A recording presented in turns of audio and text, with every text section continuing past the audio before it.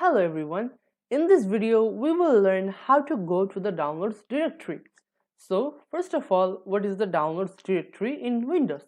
So every time you download something from the internet, that is stored in your downloads folder or the downloads directory. Now let's have a look at the implementation. So first of all, we are going to use the File Explorer shortcut, that is the Windows key plus E. Then we will click on the downloads from the left sidebar. Now let's get started. So we are here at my desktop, so I will have to click on the Windows key and the plus the E. So Windows plus E, and now the File Explorer is open and I will have to click on Downloads from the left sidebar. So Downloads.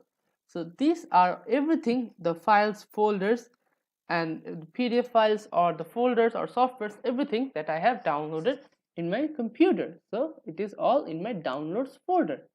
So this is how you open the downloads folder in Windows. Now let's have a look at the summary. So in this video we have covered how to open the downloads directory in Windows.